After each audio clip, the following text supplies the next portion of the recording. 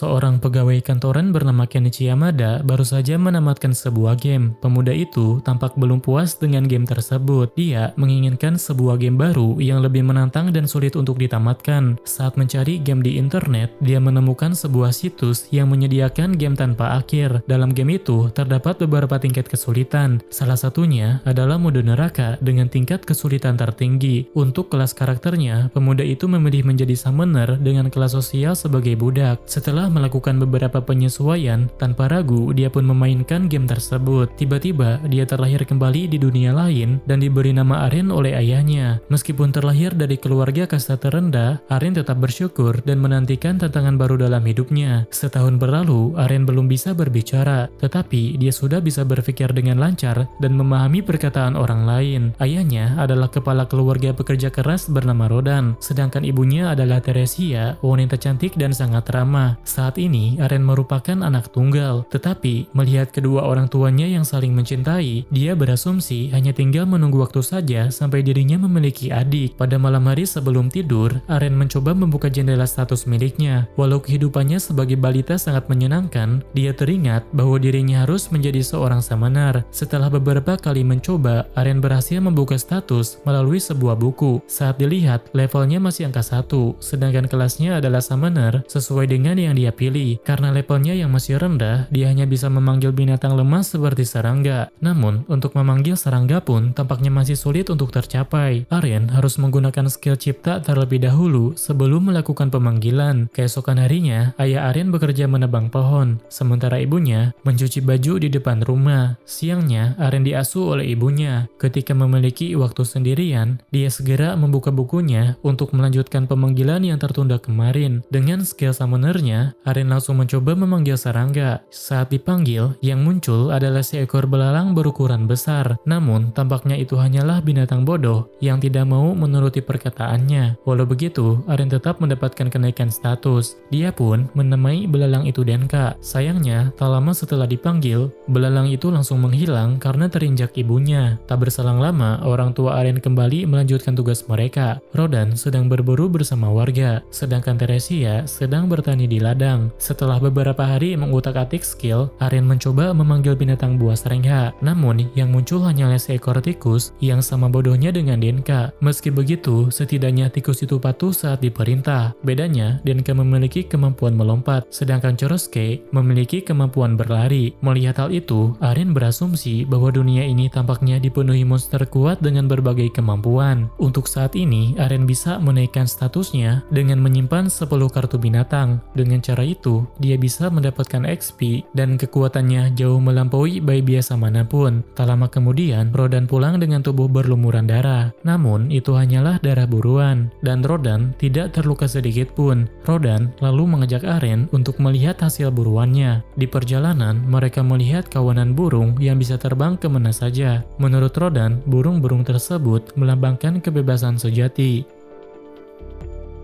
Tak berselang lama, mereka tiba di tempat penyembelihan. Monster babi itu ternyata lebih besar dari perkiraan Aren. Jika dilihat dari dekat, monster itu tampak sangat menyeramkan. Warga lain kemudian menyambut kedatangan Rodan karena dialah orang yang paling berkontribusi dalam perburuan ini. Pada kesempatan itu, Rodan juga memperkenalkan Aren kepada para tetangganya. Aren pun penasaran apakah babi besar itu kuat. Gerda menjelaskan bahwa babi hutan tersebut adalah monster yang cukup tangguh dan membutuhkan setidaknya 20 orang untuk melumpuhkannya. Seiring berjalannya waktu, kemampuan Aren mulai meningkat. Dia sudah bisa membuat kartu makhluk yang lebih kuat dari sebelumnya. Namun, pada percobaan pertamanya, dia mengalami kegagalan. Dia tidak bisa membuat apapun meskipun MP-nya sudah penuh. Di waktu yang berbeda, Aren akhirnya berhasil membuat kartu makhluk baru dengan menggabungkan kartu Yonta dan Mogosuke. Dia mendapatkan kartu baru yaitu burung berperingkat G. Aren menamai burung itu Capi. Kemampuannya adalah meniru suara yang bisa dimanfaatkan Aren untuk menipu musuh. Sementara itu, Yonta memiliki skill provokasi, sedangkan Mogosuke memiliki kemampuan menggali lubang. Tak disangka, Mogosuke mampu menggali lubang besar dalam waktu singkat hingga membuat Aren terjatuh ke dalamnya. Namun, memanggil hewan seperti mereka saja belum cukup kuat untuk melawan monster. Selain itu, Aren belum punya banyak waktu untuk memanggil monster lain karena sering diajak bermain oleh teman seusianya. Karena sering mengajaknya bermain kesatria-kesatriaan keadaan. Saat bermain, Aren merasa ada yang aneh karena pergerakan Krena lebih cepat darinya. Selain itu, kemampuan berpedang Krena sangat kuat hingga pedang kayu milik Aren sampai rusak. Saat itu, Teresia tengah mengandung anak kedua. Tak tega melihat ibunya kerepotan, Aren menawarkan diri untuk membantu pekerjaan bertani. Namun, karena Aren masih kecil, Teresia menolak tawaran tersebut. Meskipun stamina Aren kini setara dengan orang dewasa, orang tuanya tetap tidak mengizinkannya bekerja karena belum waktunya bagi anak seusianya untuk bekerja. Menurut Rodan, Aren yang sudah sering membantu pekerjaan rumah saja sudah lebih dari cukup. Aren ingat bahwa keluarganya terjebak dalam kelas budak. Dia juga sadar bahwa pekerjaan bertani berbeda tingkat dengan pekerjaan rumah. Itu adalah pekerjaan yang jauh lebih melelahkan. Karena itu, dia pun berubah pikiran dan memilih menuruti ucapan orang tuanya. Di musim dingin, Aren kembali berlatih menggunakan skill pemanggilannya. Kali ini, dia bisa memanggil makhluk seharian penuh tanpa masalah. Namun di tengah latihan, Krena tiba-tiba mengajaknya bermain pedang-pedangan. Dalam permainan itu, Aren masih kewalahan menghadapi kemampuan Krena yang lebih unggul darinya. Tak lama kemudian, Rodan pulang ke rumah. Saat Teresia menyambut kedatangan suaminya, dia tiba-tiba terjatuh karena terkejut melihat belalang yang dipanggil oleh Aren. Teresia merasakan kontraksi dalam perutnya. Dalam keadaan panik, Rodan segera menyuruh Krena untuk memanggil ibunya. Tampaknya, tidak lama lagi Teresia akan melahirkan anak keduanya. Pada kehidupan sebelumnya, Aren belum pernah bermain simulasi bidan-bidanan, sehingga dia tidak bisa berbuat banyak untuk membantu ibunya. Untungnya, ibu Krena datang tepat waktu dan membantu proses persalinannya hingga anak Teresia lahir dengan selamat. Setelah bayi itu lahir, Rodan memberinya nama Mash, terinspirasi dari nama monster yang tidak asing baginya.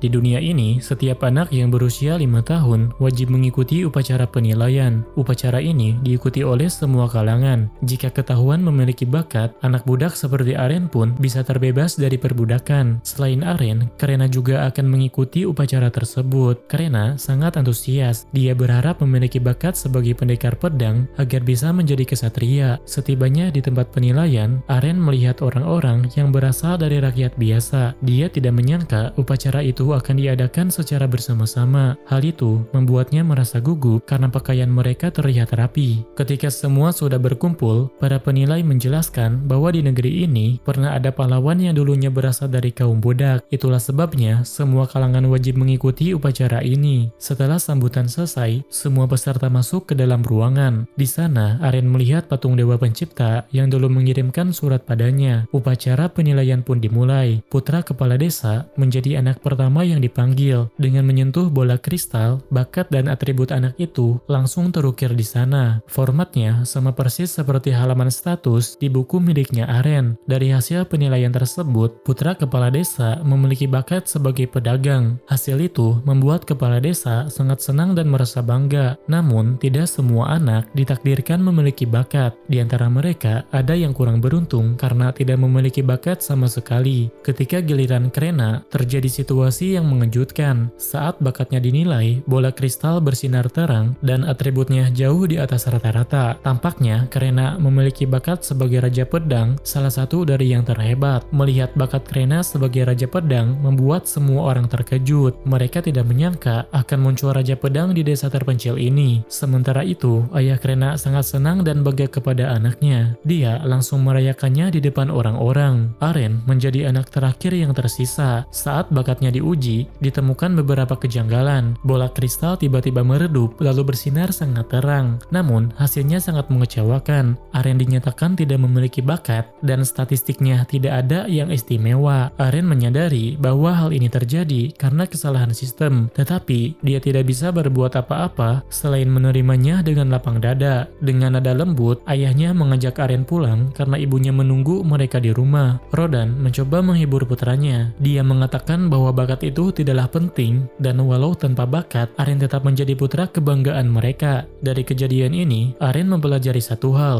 Di dunia game ini, hanya dirinya saja yang bermain dalam mode hardcore. Anak-anak lain yang ikut upacara penilaian seharusnya berada di level 1 seperti dirinya. Namun, karena progresnya hanya 1/100 dari normal, maka peringkatnya hanya menampilkan sebagian kecil dari nilai aslinya. Bukannya menyerah, Aren justru semakin bersemangat untuk menaklukkan game ini dan membuktikan membuktikan bahwa semuanya mudah baginya. Keesokan harinya, Aren melihat ada yang aneh dengan ayahnya. Hari itu, Rodan tampak kurang senang, tidak seperti biasanya. Aren dan keluarganya mengunjungi rumah Krena untuk merayakan pencapaiannya sebagai Raja Pedang. Namun, karena Rodan marah-marah sejak mereka tiba di sana, ayah Krena merasa tersinggung dan pertengkaran pun terjadi di tempat itu.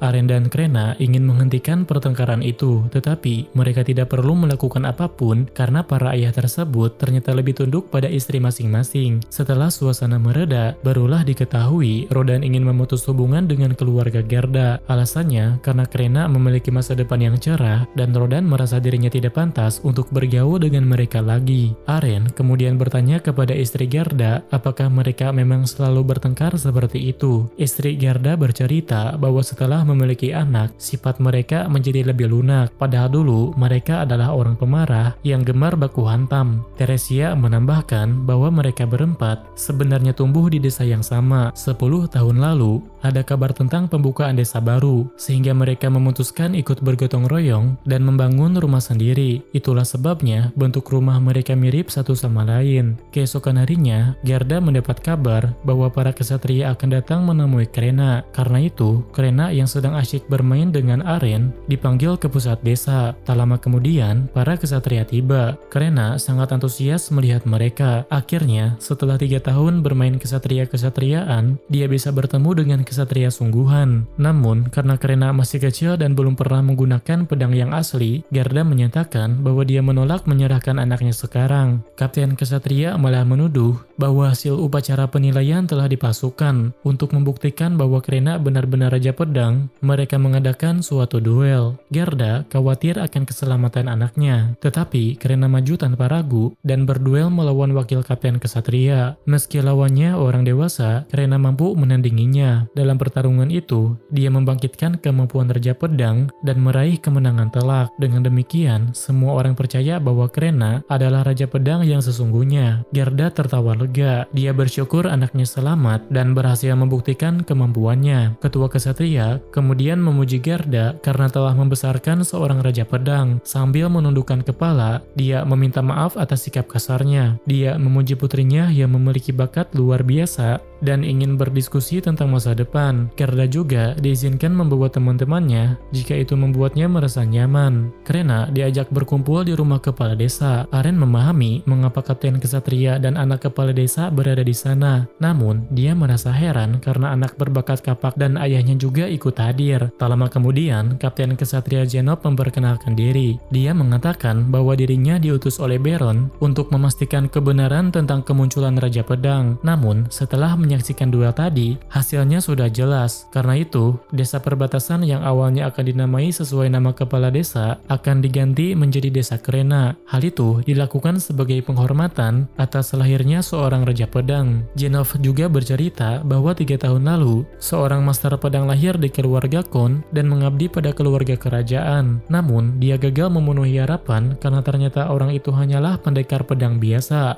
Setelah kejadian itu, terungkap bahwa banyak bangsawan melebih-lebihkan hasil penilaian. Karena itulah, Zenov meminta maaf telah memberikan ujian seberat itu kepada Krena. Dia menjelaskan bahwa saat berusia 12 tahun nanti, Krena akan belajar di akademi dan kemudian mengabdi langsung di bawah keluarga kerajaan. Pada saat yang sama, ayah dari anak berbakat kapak memperkenalkan putranya dengan harapan bisa bergabung menjadi kesatria. Namun, Zenov lebih tertarik kepada Rodan, yang dikenal sebagai legenda desa karena peran besarnya dalam pemburuan babi raksasa. Baron sangat menyukai hasil buruan tersebut, sehingga beliau menaruh rasa hormat kepada Rodan atas usaha dan kerja kerasnya.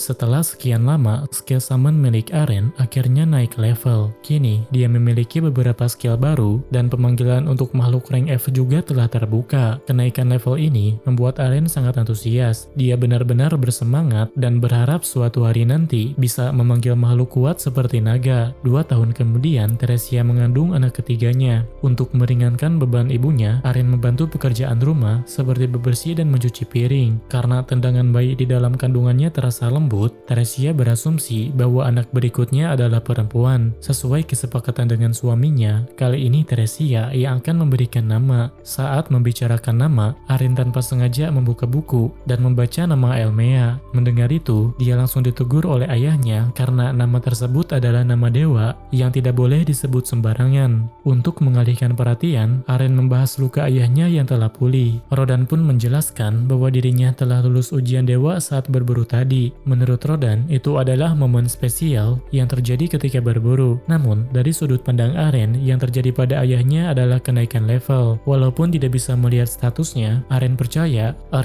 level Rodan tinggi karena dia adalah veteran pemburu babi hutan. Di depan Rodan, Arin berkata bahwa dia ingin ikut berburu. Rodan langsung melarangnya dengan tegas karena berburu bukanlah permainan dan juga sangat berbahaya. Sebelum tidur, Arin melakukan eksperimen dengan skillnya. Dia memanggil seekor belalang yang statusnya telah ditingkatkan. Pada saat yang sama, Teresia masuk ke kamar. Karena terkejut, Teresia menginjak belalang itu lagi. Meski begitu, Arin memahami bahwa efek peningkatan pada kartu tersebut bersifat permanen. Keesokan harinya, Rodan pergi berburu, sementara Teresia yang sedang hamil mengerjakan pekerjaan rumah dengan bantuan Arin. Saat hendak mencuci pakaian, Arin memikirkan kegagalannya dalam eksperimen sebelumnya, yaitu penggabungan kartu serangga dan binatang yang belum berhasil membuka tipe kartu baru. Namun, ketika dia menggabungkan kartu serangga dan burung, dia berhasil membuka kartu tipe baru, yaitu kartu jenis tumbuhan. Meski bentuknya kurang meyakinkan, tumbuhan itu memiliki buff MP yang dapat meningkatkan kapasitas mana Arin. Dengan begitu, dia bisa melakukan berbagai percobaan dalam sehari dan mempercepat kenaikan levelnya. Untuk melihat kemampuannya, Arin memanggil makhluk tersebut. Karena bentuknya yang mirip apel, dia menamainya Apo. Skillnya bernama Aroma. Apo dapat berubah menjadi benih dan mengeluarkan tunas dengan aroma harum. Tak lama kemudian, Teresia memberitahu Arin bahwa makan siang sudah siap. Melihat tunas baru di sekitar rumahnya membuat Teresia kebingungan. Sementara Arin bersikap seolah tidak tahu apa-apa. Di hari yang sama, Arin berlatih pedang bersama Krena. Meskipun dia masih kalah, Krena merasa Arin lebih tangguh dari sebelumnya. Hal itu terjadi karena skill pedang Arin sudah naik level 3. Sore harinya, Arin menjalankan rutinitas latihan melempar. Namun, meskipun sudah melempar lebih dari 20.000 kali, skill melemparnya tidak juga naik level. Karena itu, dia berpikir lebih baik fokus untuk menaikkan level summon saja. Pada saat yang sama, Mars melihat tumbuhan di pinggir rumah mereka. Tampaknya, tumbuhan itu muncul akibat efek dari skill aroma. Malamnya, Teresia dan Arin khawatir karena Rodan terlambat pulang. Tak berselang lama, Rodan digotong pulang dalam kondisi terluka parah. Menurut kesaksian para tetangga, dia diseruduk oleh babi hutan. Sebagai pertolongan pertama, Gerda telah memberinya bunga Muellers, tetapi Rodan belum pulih sepenuhnya karena lukanya yang cukup parah.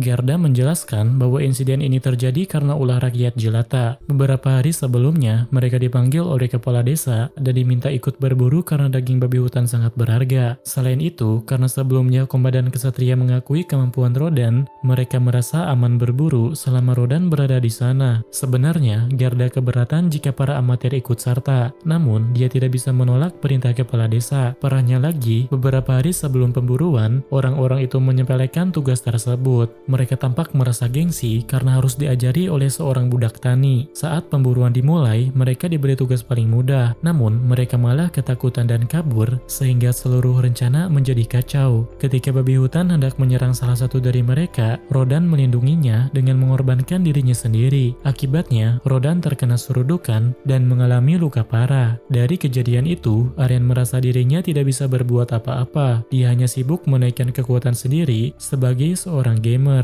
Sementara bagi orang-orang di dunia ini bukanlah permainan. Mereka berjuang mati-matian untuk bertahan hidup di dunia yang penuh kekejaman. Karena itu, mulai sekarang Arin berjanji pada dirinya sendiri untuk melindungi keluarganya. Karena ayahnya belum pulih sepenuhnya, Arin mengambil alih sebagian tugasnya. Dia mengangkut air dalam jumlah besar yang bahkan orang dewasa pun kesulitan melakukannya. Selain itu, dia belajar memanen kentang bersama Gerda untuk menggantikan ibunya yang sedang hamil. Semua kentang sesuai selesai dipanen. Namun, Aren merasa kesal karena setelah bersusah payah memanen, Baron mengambil lebih dari setengah hasilnya. Di hari yang sama, kepala desa datang menjenguk Rodan. Selain itu, dia juga membawa rakyat jelata yang menyebabkan Rodan terluka. Orang tersebut langsung meminta maaf dan mengakui bahwa semua itu adalah kesalahannya. Dia berjanji tidak akan mengulanginya lagi. Rodan bersedia memaafkannya, tetapi dengan tegas mengatakan bahwa jika masih ingin berburu, dia harus lebih berhati-hati. Teresia menambahkan bahwa kesalahan itu hampir merenggut nyawa suaminya. Meskipun status sosial mereka berbeda, orang itu harus memahami bahwa Rodan memiliki keluarga. Tak lama kemudian, warga desa datang menjenguk. Selain memberi semangat, mereka juga membawa bantuan berupa makanan dan obat. Setelah memanen kentang, Aren memikirkan persediaan untuk musim dingin. Dia ingin mengumpulkan stok makanan agar keluarganya bisa bertahan. Aren memulainya dari memotong semak-semak, lalu memanggil Hopper untuk dijadikan umpan. Setelah itu, dia membuat beberapa perangkap dengan harapan bisa menangkap bebek atau burung liar. Namun, yang datang bukanlah burung biasa. Saat skill provokasi diaktifkan, tiba-tiba muncul Albaheron atau monster berperingkat B. Semua Hopper yang dipanggil Aren pun langsung dihabisi olehnya. Karena buruannya tampak sangat tangguh, Aren sempat berniat kabur. Namun, saat menyadari skill enhance miliknya sudah level 2, dia memutuskan untuk melawan. Dia menyerang dengan batu dan pedang kayu, serta memanggil gerombolan anjing untuk menahan pergerakan monster itu. Namun, semua itu tidak cukup untuk mengalahkannya. Semua makhluk yang dipanggil berhasil dikalahkan, dan akhirnya Aren dimangsa oleh monster burung tersebut. Aren berusaha melemahkan buruannya dengan memanggil ulat untuk menyerap energi burung itu. Selanjutnya, dia memanggil kawanan anjing untuk menahan pergerakannya, lalu memukul kepala burung tersebut dengan pedang kayunya. Hasilnya, Aren berhasil mengalahkan Albaheron dan memperoleh 100 XP. Ini adalah pertama kalinya dia mengalahkan monster. Setelah menang, dia langsung membawa Albaheron itu ke desa untuk diberikan kepada keluarganya. Gerda merasa kagum karena Aren mampu mengalahkan monster tersebut hanya dengan batu dan pedang kayu. Namun, dia juga merasa heran melihat bekas gigitan anjing di tubuh monster itu. Untuk merahasiakan kemampuannya, Aren beralasan bahwa burung itu kebetulan mendarat dan dia tidak sadar menggigitnya karena terlalu asik bertarung. Karena Rodan belum pulih, Gerda membantu meniriskan darah Albaheron. Dia juga menjelaskan bahwa berat burung tersebut menyusut dari 60 kg menjadi 20 kg setelah darahnya dikuras. Namun, hanya setengahnya yang bisa dimakan. Sebagian besar hasilnya harus disetor kepada kepala desa karena pajak 60% juga berlaku untuk monster liar.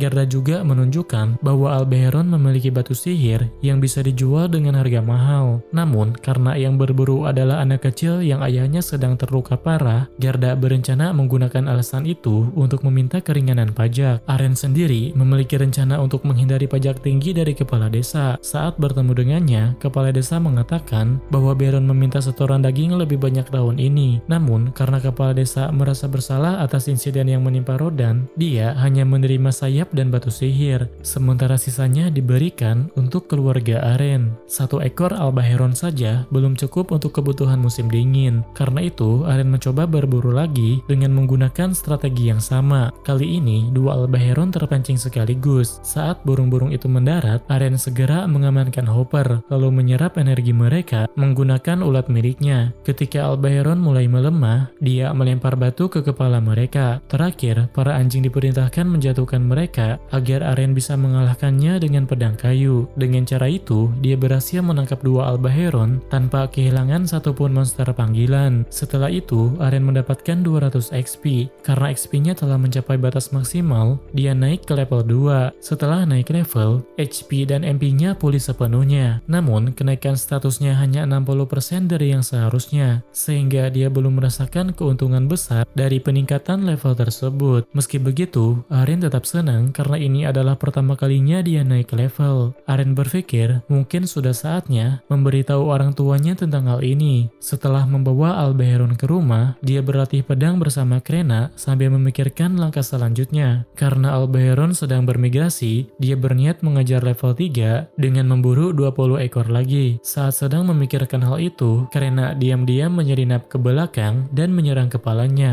Malamnya, Aren memberitahu orang tuanya bahwa saat berusia 1 tahun, dia menerima wahyu dari dewa. Dia dianugerahi kekuatan dan kebijaksanaan yang membuatnya lebih pintar dan lebih kuat secara fisik dibanding rata-rata orang. Namun di saat yang sama, dia juga diberi ujian berat karena lukanya tiba-tiba hilang. Rodan menyadari bahwa Aren telah lulus salah satu ujian tersebut hari ini. Menyadari hal itu, Rodan dan Teresia pun mendukung penuh perjuangan putra mereka. Namun, Aren diminta untuk merahasiakan hal ini demi mencegah kejadian yang tidak diinginkan, kecuali kepada Gerda yang sering membanggakan anaknya yang hebat.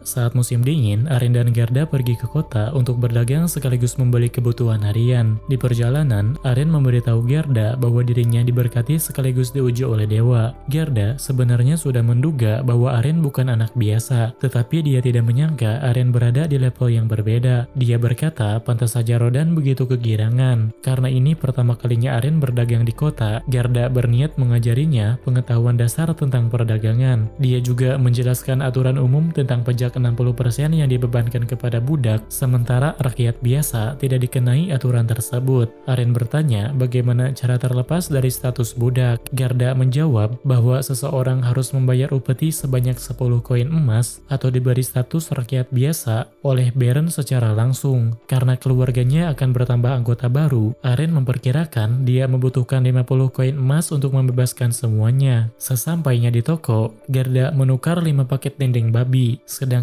Aren menukar 5 paket daging Albaheron. Dari perjalanan ini, Aren mulai memahami cara kerja barter. 1 paket dendeng bisa ditukar dengan stok kayu bakar untuk 4 hari atau dengan beberapa buah-buahan. Meski begitu, Aren ingin melakukan riset pasar lebih dalam. Dia menghitung nilai tukar seikat daging dengan berbagai barang, serta memahami perbandingan nilai antara koin emas dan koin perak. Kesimpulannya, untuk mengumpulkan 50 koin emas, dia harus berburu sekitar 500 Albaheron. Menurut perhitungannya, hal itu bisa dicapai dalam beberapa tahun, dan dia sangat optimis dapat membebaskan keluarganya dari status budak. Selanjutnya, Aren pergi ke toko obat herbal. Dia mencari bunga Mueller's yang dulu digunakan Gerda untuk mengobati ayahnya. Namun, pemilik toko mengatakan dia tidak akan menjualnya dengan harga murah. Pemilik toko juga mengeluh bahwa terakhir kali menjual bunga tersebut, dia mengalami kerugian besar. Saat itu, Gerda tiba-tiba masuk dan memaksa meminta obat terbaik. Kebetulan, penjual memang memiliki bunga Mueller's, tetapi dia memasang harga 5 koin emas. Karena Gerda terus mendesak, penjual itu akhirnya menyerah dan memberikannya dengan harga lebih rendah. Aren menyadari betapa besar pengorbanan Gerda untuk ayahnya. Selain itu, karena pemilik toko telah berjasa dalam keselamatan Rodan, Aren memberikan seikat daging secara gratis sebagai tanda terima kasih dan berjanji akan membawakannya lagi di lain waktu. Setelah itu, Aren mengunjungi pandai besi. Setibanya di sana, dia langsung dihadang oleh bocah kapak yang ternyata putra sang pandai besi. Awalnya, Aren tidak ingin berurusan dengannya. Namun, karena bocah itu mendorongnya, Aren tersulut emosi dan memutuskan memberinya pelajaran. Sambil mengacungkan pedang kayu, Aren menantangnya bertarung. Bocah itu masuk ke rumah untuk mengambil senjata. Setelah mendapatkan senjata, dia langsung menyerang dengan sekuat tenaga. Berkat skill kapaknya, serangannya terasa cukup kuat. Namun, itu tidak sebanding dengan Aren yang terbiasa berduel melawan Raja Pedang seperti Karena. Ketika bocah itu mulai kewalahan, Aren dengan mudah mengalahkannya. Meski begitu, bocah tersebut tidak mau menerima kekalahannya. Dia menantang Aren untuk duel lagi keesokan harinya. Tak lama kemudian, Gerda dan Rodan mengabarkan bahwa kepala desa ingin menaikkan setoran babi hutan kepada Baron dari 10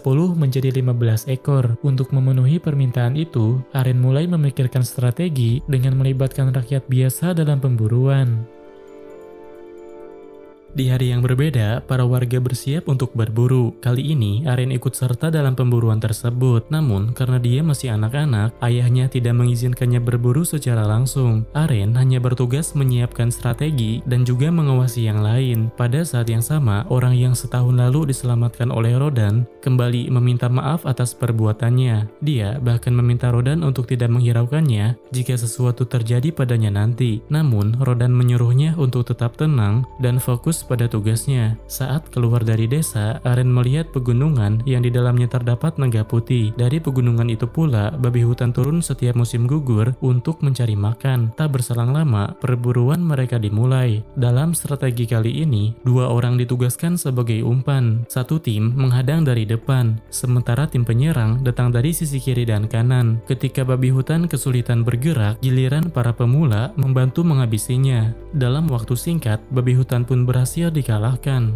Aren berharap mendapatkan XP dari pemburuan tersebut, tetapi dia tidak memperoleh apapun. Sementara para pemula justru langsung naik level. Sepertinya sistem tidak menganggap Aren ikut berkontribusi hanya karena berdiri di dekat mereka. Di hari lain, saat Aren menimba air, dia meminta seorang warga untuk membujuk ayahnya agar mengizinkannya memegang tombak dalam pemburuan. Namun, orang itu menolak karena takut dimarahi oleh Rodan. Karena ada seorang warga yang tidak bisa ikut berburu akibat istrinya sedang hamil, Aren meminta bantuannya untuk menjagal Albaheron hasil buruannya. Dengan begitu, Aren bisa menghemat biaya dibandingkan membawanya ke tukang jagal di kota. Dia berencana menjual hasil buruan tersebut dan mengumpulkan uang untuk membebaskan keluarganya dari status budak. Seiring waktu, jumlah pemburu babi hutan semakin bertambah. Jika semuanya berjalan lancar, mereka bahkan bisa membaginya menjadi 2 tim agar hasil buruan bisa meningkat. Dalam perburuan selanjutnya, Aren terhitung ikut bertarung. Meski tidak terlibat langsung, levelnya tetap bisa bertambah asalkan dia mengerahkan hewan panggilannya untuk menyentuh babi hutan tersebut. 3 bulan kemudian, Aren dan Krena menghadiri acara ulang tahun anak kepala desa. Sepulang dari sana, Aren membawa oleh-oleh sebotol minuman, sedangkan Krena mendapatkan 1 kantong permen. Malamnya, keluarga Rodan dan Gerda mengadakan makan malam bersama. Dalam kesempatan itu, Aren bercerita bahwa kepala desa sangat berterima kasih karena kotak babi hutan yang diminta telah terpenuhi. Menurut Rodan, semua ini bisa terjadi berkat rencana Aren dalam melatih para pemula. Di tengah percakapan, Gerda menyadari bahwa Aren membawa botol istimewa. Aren pun menjelaskan bahwa itu adalah minuman keras hadiah dari kepala desa. Mendengar hal itu, Rodan dan Gerda langsung bersemangat. Aren memanfaatkan situasi tersebut untuk membuat kesepakatan. Dia mengatakan bahwa minuman itu adalah hadiah untuknya dan dia akan memberikannya jika Rodan dan Gerda bisa mengalahkannya. Namun, apabila Aren yang menang, dia ingin diizinkan memakai tombak dalam pemburuan babi hutan. Rodan merasa dijebak oleh kecerdikan putranya. Meski begitu, dia tetap menerima tantangan tersebut dalam lomba adu panco. Aren telah menyiapkan banyak kartu untuk meningkatkan kekuatan fisiknya. Dengan kekuatan itu, dia dengan mudah mengalahkan Gerda. Selanjutnya, dia maju melawan ayahnya. Tak disangka, Rodan ternyata jauh lebih kuat darinya. Tampaknya, Aren yang sekarang pun belum mampu menandingi kekuatan ayahnya. Karena kalah, Aren pun menyerahkan minuman keras itu dan tetap tidak diizinkan berburu babi sebelum mampu mengalahkan Rodan. Dari adu panco tersebut, Aren menyadari gambaran kekuatan mereka. Menurut perkiraannya, stat Gerda berada di sekitar rank D, sedangkan ayahnya sekitar rank C. Namun, saat Gerda mulai mabuk, Aren terkejut karena kekuatan istrinya lebih tinggi dari yang dia perkirakan. Kini, Aren telah berusia 7 tahun. Level summonnya kembali naik, dan syarat untuk memanggil monster rank E tipe baru telah terbuka. Berhubung MP-nya masih penuh, dia bisa bereksperimen dengan bebas. Pada saat yang sama, Aren melihat ada skill baru bernama penyimpanan barang. Dengan skill itu, dia dapat menyimpan berbagai benda ke dalam sistem penyimpanan yang berada di dalam buku skill miliknya. Aren mulai bereksperimen. Setelah memasukkan berbagai benda, dia menyimpulkan bahwa sistem penyimpanan tersebut tidak memiliki batasan jumlah. Dia merasa ada yang aneh. Menurutnya, kapasitas item adalah aspek penting dalam sebuah game. Dia tidak tahu alasan mengapa dirinya diberi skill seperti gudang dewa pada saat seperti ini. Biasanya, item semacam itu baru diperoleh saat benar-benar dibutuhkan. Namun, daripada membuang waktu memikirkannya, Aren memutuskan untuk mencoba pemanggilan makhluk rank E. Dia mencoba memanggil serangga rank E, tetapi pemanggilan itu gagal karena syaratnya belum terpenuhi. Untuk memanggilnya, Aren harus memiliki MP dan batu sihir yang cukup. Beruntung, dia telah menimbun beberapa batu sihir di rumahnya. Dia segera mengambil batu-batu itu, lalu memasukkannya ke dalam gudang penyimpanan. Setelah semua syarat terpenuhi, dia pun berhasil memanggil si seekor kupu-kupu berukuran besar. Selain kupu-kupu, Aren juga berhasil memanggil hewan buas yang mirip macan bertaring. Dia menamai hewan itu Tama. Setelah mendapatkan Tama, Aren kembali melakukan pemanggilan dan berhasil memperoleh seekor burung renge. Namun, untuk mendapatkan monster tipe baru lagi, dia membutuhkan lebih banyak batu sihir. Saat bermain, dia bertanya kepada anak kepala desa tentang batu sihir. Pelomas menjelaskan bahwa batu sihir adalah permata kecil yang terletak di dekat jantung monster. Biasanya, batu sihir digunakan untuk menyalakan alat sihir. Batu reng D dan C sangat berguna bagi orang-orang di ibu kota, sedangkan batu reng E dianggap sampah dan biasanya berserakan di tanah. Setelah mengetahui hal itu, Aren memutuskan untuk mencari batu sihir di sekitar desa. Berkat bantuan para warga, dia berhasil mengumpulkan banyak batu sihir. Dia juga telah menciptakan semua kartu pemanggilan dan kini tinggal mencari tahu kemampuannya masing-masing. Tiba-tiba, salah satu kartu aktif karena tertiup angin. Pada saat yang sama, seekor babi hutan menabrak Aren. Dengan cepat, salah satu makhluk panggilannya menyembuhkan luka Aren, sementara yang lain bekerja sama untuk mengalahkan babi hutan tersebut. Hal yang sama terjadi ketika babi hutan kedua muncul dan mengincarnya. Namun tak berselang lama, hewan-hewan itu menghilang dari pandangannya. Karena kejadian itu berlangsung begitu cepat, Aren sampai berasumsi bahwa semuanya hanyalah halusinasi. Selama 7 tahun ini, dia terus memikirkan cara memainkan peran summoner dengan benar. Dia menyadari bahwa dirinya berpotensi memiliki pasukan monster tak tertandingi yang mampu mengatasi segala situasi dan melibas musuh apapun. Itulah kekuatan mutlak yang bisa membuatnya lebih kuat dari Raja Iblis.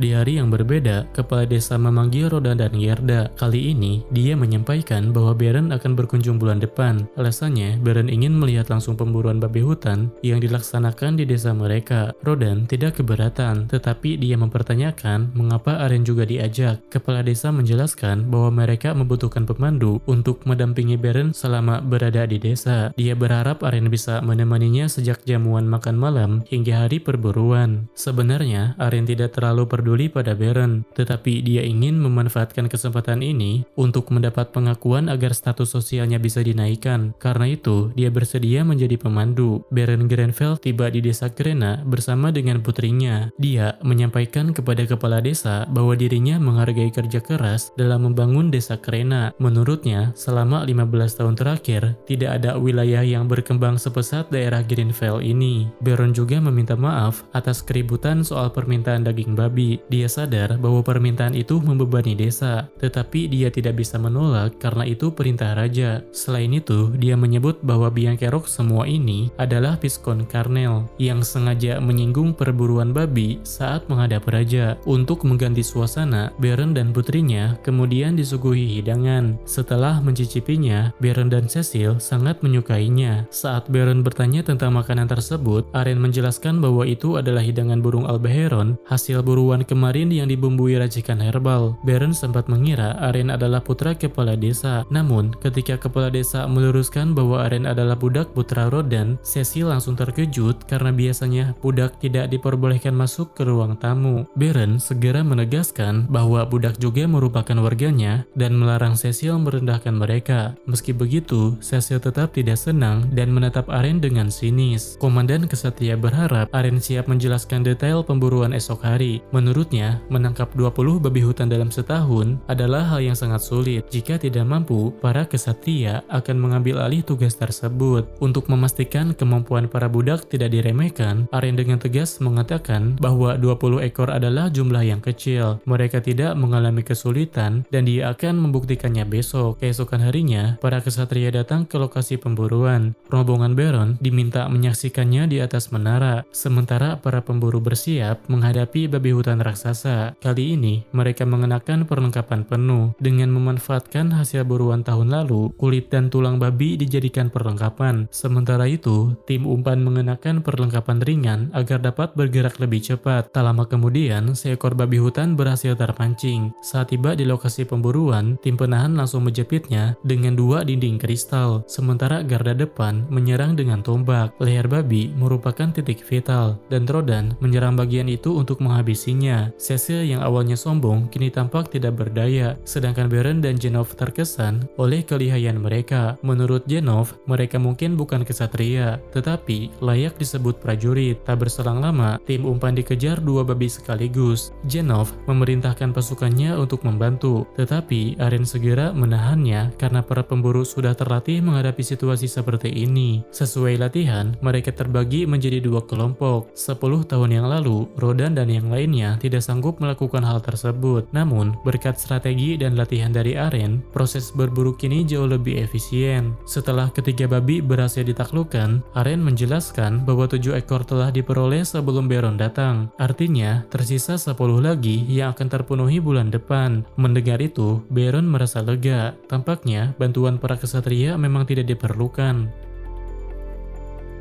Pada kesempatan itu, Aren mengajukan dua permintaan kepada Baron. Pertama, dia meminta izin untuk membuat 2 dinding perisai tambahan. Kedua, dia mengusulkan agar dilakukan pengiriman barang dari luar desa supaya harga daging tidak anjlok akibat stok yang melimpah. Karena permintaannya masuk akal, Baron memujinya dan mengatakan akan mempertimbangkannya. Sebelum rombongan Baron pergi, Cecil memperingatkan Aren agar tidak terlalu sombong setelah dipuji ayahnya. Aren tidak menyukai sikapnya dan berharap mereka tidak akan pernah bertemu lagi. Namun, beberapa hari kemudian, Aren dan ayahnya dipanggil oleh Baron. Setelah melihat kemampuan berburu warga desa, Baron menyatakan bahwa pencapaian tersebut layak diberi hadiah. Dia mengangkat keluarga Rodan dan Gelda menjadi rakyat biasa. Selain itu, semua warga yang ikut berburu selama 10 tahun terakhir juga akan menerima hadiah yang sama. Kabar itu benar-benar membuat Aren bahagia. Kini, dia telah terbebas dari status budak dan bisa berburu di luar desa. Tujuan pertamanya adalah Pegunungan Naga Putih. Dia sudah tidak sabar ingin berburu naga di sana. Selanjutnya, Baron menyampaikan bahwa Raja ingin mempromosikan desa Krena sebagai contoh teladan. Karena itu, dia ingin mengetahui asal-usul pemburuan babi hutan tersebut. Topik itu cukup sensitif bagi Rodan, sehingga Gerda meminta izin untuk menceritakannya. Dahulu, sekitar 100 budak dipindahkan ke desa itu untuk membuka lahan. Menjelang musim gugur, tiba-tiba terjadi bencana. Babi hutan raksasa tiba-tiba menyerang dan melahap persediaan musim dingin mereka. Untuk mencegah kelaparan, Rodan mengusulkan agar mereka berburu babi hutan untuk dijadikan makanan. Tanpa senjata dan pengetahuan memadai, semua pria bersatu untuk berburu. Dengan bermodal cangkul dan beliung, mereka berhasil membunuh 1 ekor. Namun, pemburuan itu memakan 1 korban jiwa. Saat yang lain berhasil melewati ujian dewa dan selamat, sahabat dekat Rodan tidak seberuntung itu dan tewas dalam pemburuan tersebut. Baron meminta maaf karena telah mengungkit kenangan pahit itu. Meski ada korban, desa tersebut tidak akan bertahan tanpa keputusan berani Rodan. Untuk menghargai keberaniannya, Baron menawarkan 1 hadiah lagi. Aren sempat menyarankan agar Rodan meminta minuman keras saja, tetapi Rodan malah meminta agar putranya diizinkan bekerja di kediaman Baron. Dia mengatakan bahwa Aren jauh lebih pintar darinya dan pasti akan berguna. Kepala pelayan Sebas tidak keberatan dengan permintaan itu. Melihat kecerdasan Aren, Baron pun mengangkatnya menjadi pelayan pribadi. Cecil yang masih memandang rendah budak menolak keputusan tersebut. Namun, karena Aren kini telah menjadi rakyat biasa, dia tak bisa menolaknya. Di sisi lain, Aren sebenarnya tidak mau bekerja di sana. Bekerja di kediaman Baron berarti kehilangan kebebasannya untuk berburu di luar wilayah. Dia berusaha mencari alasan untuk menolak. Namun, melihat ayahnya menangis bahagia, dia tidak sanggup menolak dan akhirnya menerima pekerjaan itu. Keesokan harinya, Aren berpamitan kepada keluarganya. Sebelum berangkat, dia menyempatkan diri berduel pedang dengan Krena. Dalam duel itu, Aren mampu menyudutkannya. Dia telah menghabiskan banyak batu sihir untuk meningkatkan kelincahannya agar setara dengan Krena. Pada akhirnya, Aren berhasil mengalahkannya. Namun, dia menganggap pertarungan itu seri agar mereka bisa melanjutkannya saat bertemu kembali nanti. Mendengar itu, Krena tersenyum dan berjanji bahwa lain kali dialah yang akan menang. Setelah berpamitan kepada warga desa, Aren pun berangkat menuju kediaman Baron.